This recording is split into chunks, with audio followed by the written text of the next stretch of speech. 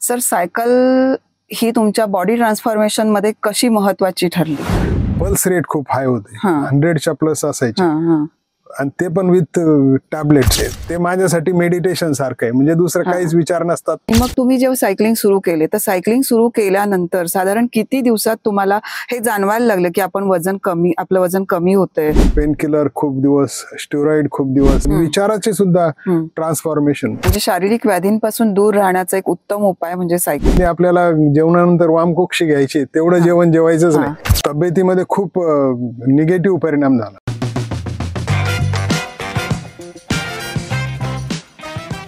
आम्ही सायकल प्रेमी.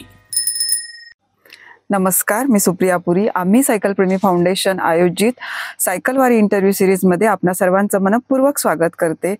आजच्या या सायकलवारी सिरीजमध्ये आपण जाणून घेणार आहोत बॉडी ट्रान्सफॉर्मेशनमध्ये सायकल कशी महत्त्वाची ठरली याबाबत.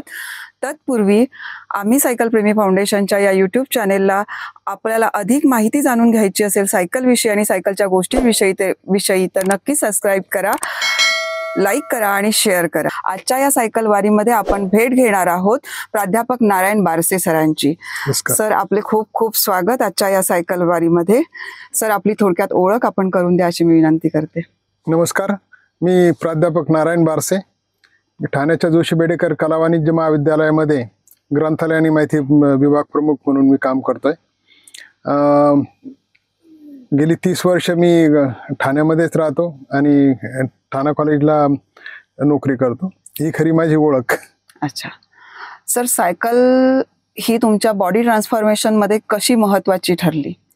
जेव्हा ठाणा कॉलेजला मी नोकरीत आलो आणि काही दिवसांनी अगदी 2011ला मला एक पाठीचा प्रॉब्लेम झाला आणि स्पॉन्डिलायटिसचा प्रॉब्लेम झाला आणि त्यामध्ये खूप मला मेडिकेशन घ्यावं लागलं. अगदी पेन किलर खूप दिवस, स्टेरॉइड खूप दिवस, आणि या सर्व औषधामुळे माझ्या तब्येतीमध्ये खूप निगेटिव्ह परिणाम झाला त्याचा. एक वेळ दुखणं कमी झालं, पण परिणाम तब्येतीवरती असा झाला की माझं वजन एकदम एलिव्हेट झालं.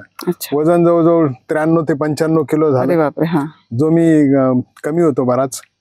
नंतर कोलेस्ट्रॉलचं प्रमाण वाढलं, खूपच वाढलं, म्हणजे अति वाढलं, म्हणजे अलार्मिंग होतं.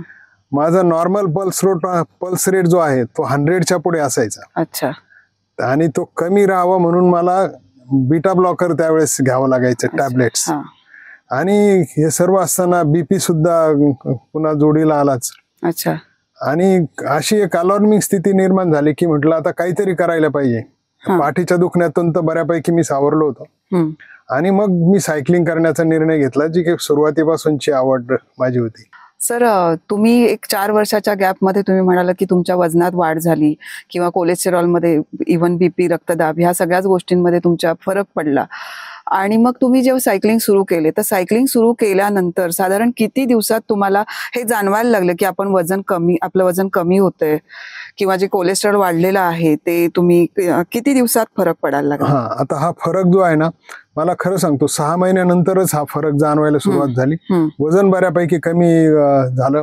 मेडिकेशन तर होतं, ते सुरूच होतं. वजन बऱ्यापैकी कमी झालं, म्हणजे तुम्हाला सांगतो की मी 93-95 किलो होतो, तर मी जवळजवळ 1 वर्षानंतर माझं वजन 80च्या हात आला, 80च्या कमी झालं. अच्छा, म्हणजे साधारण 13-14 किलो वजन कमी झालं. अगदी कपडे सुद्धा पूर्वीचे बदलावे लागले, एवढं कमी झालं वजन.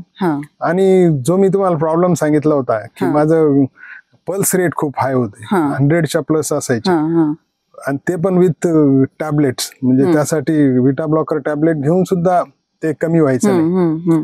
त्यामध्ये मला खूप फरक जाणवला. आता माझं जे पल्स रेट आहे ते अराउंड 60 असतं कधी. हो, म्हणजे इतका फरक झालाय. कुठली टॅबलेट नाही. आणि कोलेस्ट्रॉल आता नॉर्मलला आहे, वजन भरपूर कमी झालंय. आणि हा खूप पॉझिटिव्ह बदल, पण हा एकदम अगदी 6 महिन्यात नाही झाला, तर 1 वर्ष, 1.5 वर्ष. आणि एकदा वजन कमी होण्यालाही मर्यादा आहे. तुमच्या बॉडीच्या स्ट्रक्चर प्रमाणे ते एकदा कमी झालंय की तुम्ही फार त्यापेक्षा कमी होऊ शकत नाही. तर आता जवळजवळ 15 किलो वजन माझं कमी झालंय, म्हणजे खरं सायकलिंग. अच्छा. सायकलिंग तुम्हाला असं वाटतं का की पूर्ण शरीराला व्यायाम देणारे एक साधन आहे म्हणून? निश्चितच. म्हणजे मीच काय, चांगले जे ऍथलीट आहे स्पोर्ट्स मधले लोक, तेही सांगतात की चालण्यापेक्षा सायकलिंग उत्तम आणि सायकलिंगपेक्षा अर्थातच रनिंग उत्तम.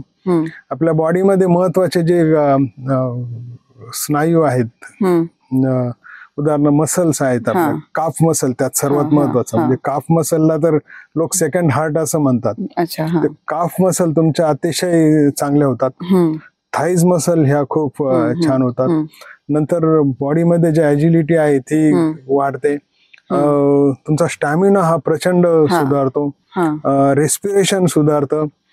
सगळ्यात महत्वाचं म्हणजे मला तर असं वाटतं, मी सायकलच्या सॅडलवर बसलो की ते माझ्यासाठी मेडिटेशन सारखं आहे. म्हणजे दुसरं काहीच विचार नसतात.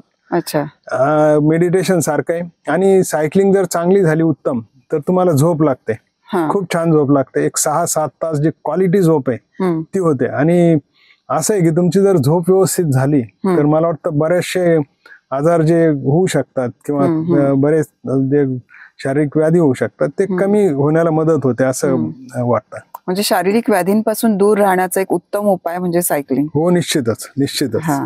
सर, तुम्ही जे सायकलिंग चालू केलं मग त्याच्यासोबत तुम्ही काही आहाराच्या ह्या गोष्टी पाळत होता का? म्हणजे समजा तुम्ही आता सायकलिंगला जाते, जसं की तुम्ही म्हणाला की तुम्ही भारतभर भ्रमंती केलेली आहे, तर सायकलिंगला जाण्यापूर्वी आणि सायकलिंग करत असताना, म्हणजे जेव्हा लॉंग टूर असते तेव्हा आणि सायकलिंग पूर्ण झाल्यानंतर कोणता आहार घ्यावा याबाबत तुम्ही आम्हाला काही सांगू शकाल का? तर त्या अनुषंगाने फार बाहेरचं तेलकट वगैरे खाण्यापेक्षा तुम्ही थोडेसे ड्राय फ्रूट एका डब्बीमध्ये सोबत जर ठेवले आपल्या सॅडल बॅग मध्ये किंवा पुढच्या बॅग मध्ये, किंवा जर डेट्स खजूर ठेवले सोबत तर ते एक उत्तम आहे असं मला वाटतं. आणि निघताना अगदी कुणाला, मी तर सायकलिंगला सकाळी 5-5:30 निघतो. मी काही खात नाही, कधीतरी कॉफी वगैरे घेतो. आणि खरं सांगतो, पहिले 50 किलोमीटर एखाद्या दुसऱ्या वेळा थांबून पाणी पिण्या व्यतिरिक्त कशाची गरज भासत नाही. आणि 50 किलोमीटरच करायचे असेल तर अगदी तुम्ही 2-2.5 तासात पुन्हा घरी जाता आणि घरचा नाश्ता, पोहे, उपमा वगैरे जे आपले महाराष्ट्रीयन नाश्ते खूप छान आहे. खरं शक्यतो बाहेरचं तळलेलं खायचं टाळतो. बाकी जेवणात खरं काही विशेष बदल नाही. मी बेसिकली बऱ्यापैकी नॉनव्हेज खातो, त्यामुळे आठवड्यातून 4 दिवस नॉनव्हेज पण आहे. आणि पण फ्रूट सॅलड्स वगैरे हे सगळं, ग्रीन सॅलड मी भरपूर प्रत्येक जेवणात असतंच असं म्हटलं तरी चालेल. पण मला असं विचारायचं की जेव्हा लॉंग टूरला जाता तेव्हा दुपारच्या जेवणात तुम्ही म्हणजे असं काही स्पेशल वगैरे घेता का? दुपारच्या जेवणात खरं सांगतो, लॉंग सायकलिंगला जर जायचं असेल ना, तुम्ही काही खा, फक्त तेलकट आणि तिखट हे टाळायला हवं. आणि सायकलिंग करायची असेल तर दुपारचं जेवण आहे ना, फक्त माझ्या मते 70 ते 80%, 70% घ्यायला पाहिजे. 30% पोट हे रिकामं पाहिजे. अगदी आपल्याला जेवणानंतर वामकुक्षी घ्यायची, तेवढं जेवण जेवायचंच नाही. सायकलिंग करायची तर 70%च जेवायचं, 30% पोट हे रिकामं पाहिजे. एरवी पण खरं असायला पाहिजे. बरं, सायकल तुम्ही कंटिन्यू सायकल चालवताय, पण असं थकवा येणं वगैरे असं काही तुम्हाला जाणवतं का? केळी एक सगळ्यात महत्वाचं, खरं केळी खायला हवी. मध्ये मिळेल गोड फ्रूट जे आहे, केळी आहे, ते तुम्ही खाऊ शकता. सकाळची वेळ असेल तर लोक नारळ पाणी पण घेतात. पण कसं आहे ना, 50 किलोमीटर साठी तर काहीच आपण वन गो करून येऊ शकतो. खरं तिथे हायड्रेशन ब्रेक आवश्यक आहे. पण हा तुमचा स्टॅमिना नंतर हळूहळू वाढत गेला, म्हणजे तुम्हाला आता 50 किलोमीटर म्हणजे काही वाटत नाही. अगदी सायकल उचलली की आता 50 किलोमीटर. रोजच्या तुमच्या रुटीन मध्ये तुमचे जे रोजचं सायकलिंग असेल त्यात तुम्ही रोज 50 किलोमीटर साधारण? 50 असं नाही, कधी जास्त होतं, कधी 50 होतं. आता आज उदाहरणार्थ आज फक्त 20 किलोमीटर केली, पण सायकलिंग करतोच हे महत्वाचं. फक्त 20 किलोमीटर, आज 20 किलोमीटर केली. सर, आजच्या पिढीला तुम्ही काय सांगू इच्छिता? आजच्या पिढीला तर मी खरं सगळ्यात महत्वाचं म्हणजे सायकल ही प्रत्येकाने वापरायलाच हवी. एक महत्वाचं, तुम्ही जे प्रश्न विचारले मी सांगितले त्या पद्धतीने खूप ट्रान्सफॉर्मेशन माणसामध्ये होऊ शकतं. मी इथे बॉडी ट्रान्सफॉर्मेशनच म्हणत नाही, पण विचाराचे सुद्धा ट्रान्सफॉर्मेशन. सायकल जर चालवली तुम्ही तर खऱ्या अर्थाने लोकांशी जोडले जातात, जगाशी जोडले जातात. म्हणजे मी तर तुम्हाला सांगतो की मी कॉलेजला प्राध्यापक आहे, पण दररोज सायकलने कॉलेजला जातो. अरे वा. फार कमी वेळा असं होतं की जेव्हा काही महत्वाचं दुसरं असतं तेव्हा मी कार घेऊन जातो. अदरवाईज मी दररोज सायकलनेच जातो. घरातली सगळी छोटी मोठी कामं मी सायकलनेच करतो. आणि सायकल खूप महत्वाचं आहे आणि चांगलं साधन आहे माझ्या मते.